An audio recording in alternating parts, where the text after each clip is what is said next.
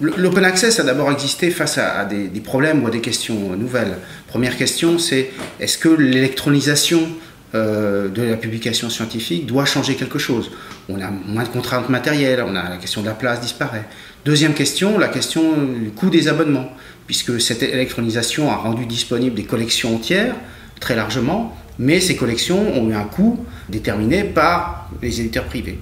Et donc, les formes les plus habituelles ou les plus connues de l'open access, c'est l'archivage, soit sur sa page personnelle, soit dans une archive institutionnelle. Et donc à cette question du coût, mais aussi de la place désormais disponible, fait face une autre question qui est la question de la diffusion. C'est-à-dire comment est-ce qu'on assure la diffusion, à la fois dans le court terme et de manière pérenne, des productions scientifiques. D'un certain côté, non. Il est toujours possible de publier dans des revues, on va dire traditionnelles, pas forcément open access, bien cotées, pas bien cotées,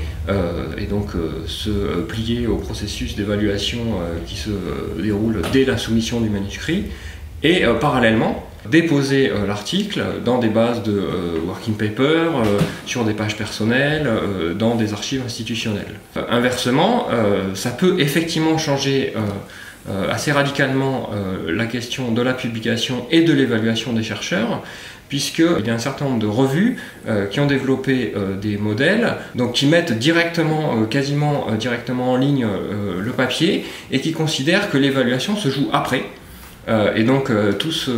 cette notion de post-publication peer review, où en gros ce sont les lecteurs, les citeurs, les downloaders, les likes qui font la valeur de l'article.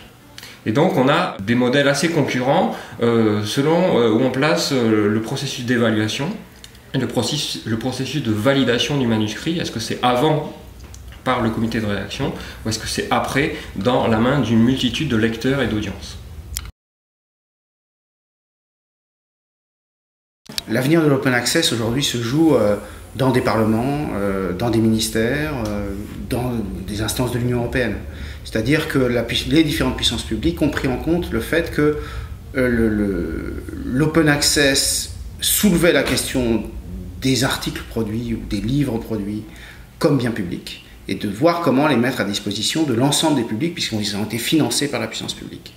Et donc ce qui se joue aujourd'hui sont des combats avec les différents acteurs impliqués, sociétés savantes, éditeurs, gouvernements, chercheurs, pour savoir comment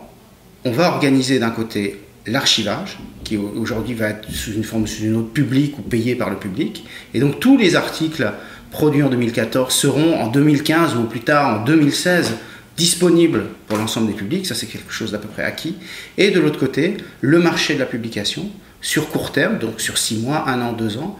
pour lequel les formes économiques sont en train de se redévelopper, qui paye quoi, à quel coût, et comment assurer soit la survie ou le développement d'acteurs économiques, qu'ils soient privés ou publics, soit au contraire leur disparition au profit simplement de plateformes payées par le public dans lesquelles on va diffuser les articles.